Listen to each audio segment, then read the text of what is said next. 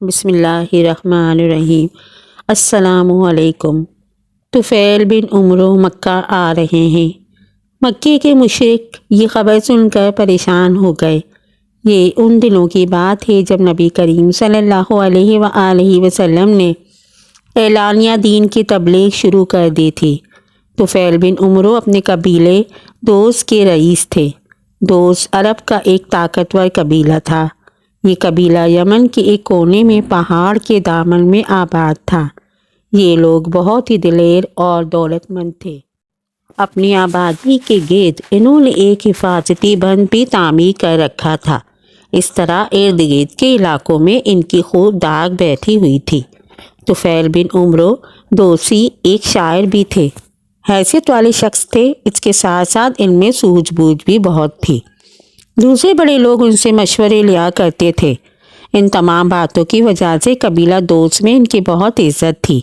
یہی وجہ تھی کہ مکے کے مشرک ان کی آمد کی خبر سن کر پریشان ہو گئے۔ انہیں یہ خوف محسوس ہوا کہ کہیں طفیل بن عمرو محمد صلی اللہ علیہ وآلہ وسلم کی دعوت کا اثر نہ لے لیں۔ اگر وہ کہیں مسلمان ہو گئے تو ان کی وجہ سے مسلمان طاقتور ہو جائیں گے۔ یہ تھی مکے کے مشرکین کی پریشانی کی وجہ۔ چنانچہ وہ سر جوڑ کر بیٹھ گئے اور اس مسئلے پر غور کرنے لگے۔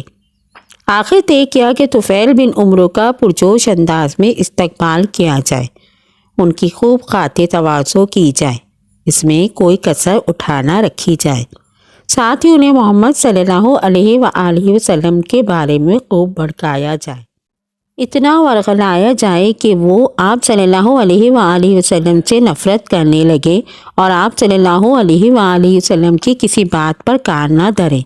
سب نے اس رائے سے اتفاق کیا۔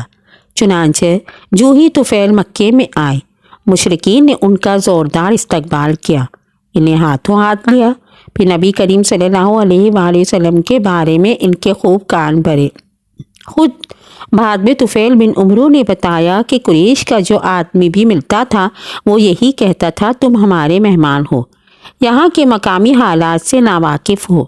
ہم خیر خواہی کے لیے بتائے دیتے ہیں کہ ہمارے قبیلے کے ایک شخص محمد بن عبداللہ نے کچھ مدت سے ہمیں چکر میں ڈال رکھا ہے۔ اس نے ہم میں بے چینی اور الجھنیں پیدا کر دی ہیں، ہمارے سب کام گڑبڑ کر دیے ہیں۔ اس کی باتیں جادو کا اثر رکھتی ہیں۔ وہ اپنی زبان کی طاقت سے کام لے کر میاں بیوی، باپ بیٹے اور بھائی بھائی میں تفرقہ ڈال دیتا ہے۔ ہمیں ڈر ہے کہ کہیں تم اس کی چال میں نہ آ جاؤ۔ ہمارا دوستانہ مشورہ یہ ہے کہ اس سے کوئی بات نہ کرو اور نہ اس سے کچھ سنو۔ ان باتوں نے مجھے کچھ اس حد تک خوفزدہ کر دیا کہ میں نے اپنے کانوں میں روئی ٹھونس لی، تاکہ اگر اتفاقاً کہیں آپ صلی اللہ علیہ وآلہ وسلم سے ملاقات ہو جائے تو ان کی زبان سے نکلی ہوئی کوئی بات میرے کانوں میں نہ پڑ جائے۔ اللہ کی قدرت کے کھیل انوکھے ہیں۔ دوسرے دن طفیل بن عمرو صبح سویرے حرم کعبہ گئے تو دیکھا کہ رسول اللہ صلی اللہ علیہ وآلہ وسلم کعبے کے پاس نماز پڑھ رہے ہیں۔ اس وقت یا تو کانوں میں روئی رکھنا بھول گئے تھے یا روئی نکل گئی تھی۔ نبی اکرم صلی اللہ علیہ وآلہ وسلم جو آیات تلاوت کر رہے تھے وہ ان کے کانوں میں پڑ گئی۔ اللہ کا کلام تھا اور نبی کریم صلی اللہ علیہ وآلہ وسلم کی زبان مبارک سے نکلا تھا۔ طفیل بن عمرو سوجھ بوجھ والے تھے، اس لیے اثر لیے بغیر نہ رہ سکے۔ انہیں یوں محسوس ہوا جیسے ان کے دل و دماغ میں ٹھنڈک دوڑ گئی ہو۔ انہوں نے دل میں کہا، او طفیل، تو کتنا ناسمجھ ہے، قریش کے چکر میں آ گیا، کیا تجھ میں عقل نہیں ہے؟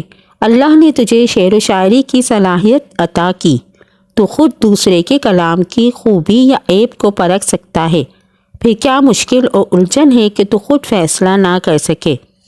ان سے مل کر معلوم تو کر وہ کیا کہتے ہیں، اگر ان کی بات قبول کرنے کے قابل ہے تو مان لے، ورنہ کوئی زبردستی تو ہے نہیں۔ نبی کریم صلی اللہ علیہ وآلہ وسلم نماز سے فارغ ہوئے اور حرم سے نکل کر چل پڑے۔ طفیل بھی پیچھے پیچھے ہو لیے۔ جب آپ صلی اللہ علیہ وآلہ وسلم رہائش گاہ پر پہنچے تو طفیل اچانک سامنے آ گئے اور بولے، اے صاحب، آپ کی قوم نے مجھ سے آپ کی ذات اور آپ کی دعوت کے بارے میں یہ باتیں کی ہیں۔ ان کی باتوں کا اثر اتنا ہوا کہ میں نے کانوں میں روئی ٹھونس لی تاکہ آپ کی آواز نہ سن سکوں، لیکن ابھی کچھ دیر پہلے حرم میں اللہ نے مجھے آپ کی آواز سنا دی۔ آپ جو کچھ پڑھ رہے تھے وہ مجھے بہت اچھا معلوم ہوا ہے۔ میں چاہتا ہوں آپ ذرا مجھے تفصیل سے بتائیں، آپ کیا کہتے ہیں؟ نبی اکرم صلی اللہ علیہ وآلہ وسلم نے ان کے سامنے اسلام کی خوبیاں بیان فرمائی، قرآن کا کچھ حصہ پڑھ کر سنایا۔ یہ شیریں کلام سن کر طفیل بن عمرو پر وجد کی حالت طاری ہو گئی۔ شاعر تھے، کلام کو سمجھتے تھے، لیکن یہ کلام ایسا تھا کہ پہلے کبھی اس جیسا سنا نہیں تھا۔ بے اختیار پکار اٹھے، اللہ کی قسم، میں نے آج تک نہ اس سے بہتر کلام سنا، نہ آپ کی باتوں سے بڑھ کر کوئی پرحکمت بات سنی۔ میں گواہی دیتا ہوں کہ آپ اللہ کے سچے رسول ہیں اور آپ کی دعوت مجھے دل و جان سے قبول ہے۔ اس طرح حضرت طفیل بن عمرو رضی اللہ تعالیٰ عنہ اچانک اسلام کی دولت سے مالا مال ہو گئے۔ قریش کی ساری تدبیریں دری کی دری رہ گئیں۔ حضرت طفیل رضی اللہ تعالیٰ عنہ مکہ سے چلنے لگے تو رسول اللہ صلی اللہ علیہ وآلہ وسلم کی خدمت میں حاضر ہوئے اور عرض کی، یا رسول اللہ، راستے میں دو پہاڑوں کے درمیان سے ہو کر جاتا تھا، زبردست اندھیرے میں نیچے جانا بہت مشکل کام تھا۔ اس وقت ایک بہت ہی عجیب واقعہ ہوا۔ جو ہی حضرت طفیل رضی اللہ تعالیٰ عنہ نے نیچے کی طرف رخ کیا، ان کا چہرہ یکدم روشن ہو گیا۔ اس میں سے پھوٹ پھوٹ کر نکلنے والی روشنی نے ارد گرد کی فضا کو روشن کر دیا۔ حضرت طفیل رضی اللہ تعالیٰ عنہ اس وقت اپنے قبیلے کے ایک ایک گھر کو دیکھ رہے تھے۔ یہ رحمت عالم صلی اللہ علیہ وآلہ وسلم کی دعا کا اثر تھا۔ معلوم نہیں اس وقت طفیل رضی اللہ تعالیٰ عنہ کے دل میں کیا خیال آیا۔ انہوں نے دعا کے لیے ہاتھ اٹھا دیے، اے اللہ، اپنے نشانی چہرے کے بجائے کسی اور جگہ منتقل فرما دے۔ ابھی یہ الفاظ منہ سے نکلے ہی تھے کہ روشنی ان کے کوڑے میں آ گئی۔ اب ہاتھ میں پکڑا ہوا کوڑا مشعل کا کام دے رہا تھا۔ یہ وہ نشانی تھی جس کی وجہ سے وہ ذوالنور یعنی نور والے مشہور ہوئے۔ گھر پہنچے، سب سے پہلے باپ کو اسلام کی دعوت دی، انہوں نے بھی اسلام قبول کر لیا، پھر سارا گھرانہ مسلمان ہو گیا۔ اس کے بعد انہوں نے اپنے قبیلے کو اسلام کی دعوت دی، لیکن وہ اسلام نہ لائے۔ انہوں نے کوشش جاری رکھی، لیکن صرف ایک آدمی مسلمان ہوا۔ آخر یہ پھر رسول اللہ صلی اللہ علیہ وآلہ وسلم کے پاس گئے۔ آپ صلی اللہ علیہ وآلہ وسلم سے قبیلے کے لیے دعا کی درخواست کی۔ نبی اکرم صلی اللہ علیہ وآلہ وسلم نے دعا فرمائی۔ یہ پھر قبیلے کی طرف لوٹے، پھر انہیں تبلیغ کی۔ آخر ان کے قبیلے کے اکثر گھرانے مسلمان ہو گئے۔ طفیل بن عمرو رضی اللہ تعالیٰ عنہ سن 7 ہجری کو مدینہ گئے۔ آپ نے غزوہ خیبر میں شرکت کی۔ فتح مکہ کے موقع پر بھی آپ نبی کریم صلی اللہ علیہ وآلہ وسلم کے ساتھ تھے۔ فتح مکہ کے بعد طفیل بن عمرو رضی اللہ تعالیٰ عنہ نے نبی اکرم صلی اللہ علیہ وآلہ وسلم سے عرض کیا، یا رسول اللہ، میرے قبیلے کے کچھ لوگ ابھی تک مسلمان نہیں ہوئے۔ وہاں ایک بت خانہ ہے، وہ اس میں بتوں کی عبادت کرتے ہیں۔ اگر آپ اجازت دیں تو میں ان بتوں کو گرا دوں۔ نبی اکرم صلی اللہ علیہ وآلہ وسلم نے ارشاد فرمایا، ہاں، اس کو برباد کر دو۔ چنانچہ حضرت طفیل بن عمرو رضی اللہ تعالیٰ عنہ اپنے قبیلے کے کچھ مسلمانوں کے ساتھ گئے، بت خانے کو تباہ کر دیا اور آگ لگا دی۔ غزوہ طائف کے موقع پر حضرت طفیل بن عمرو رضی اللہ تعالیٰ عنہ نبی اکرم صلی اللہ علیہ وآلہ وسلم کی خدمت میں حاضر ہوئے۔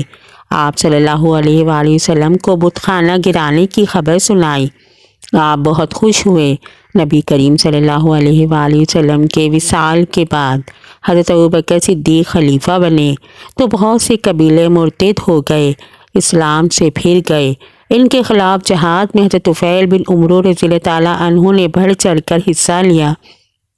نبوت کے جھوٹے دعوے دار مسلمہ کذاب کے خلاف مہم بھیجی گئی تو وہ اس میں بڑے جوش و خروش سے شریک ہوئے، جنگ یمامہ میں بڑی بہادری سے لڑے اور لڑتے لڑتے شہید ہو گئے۔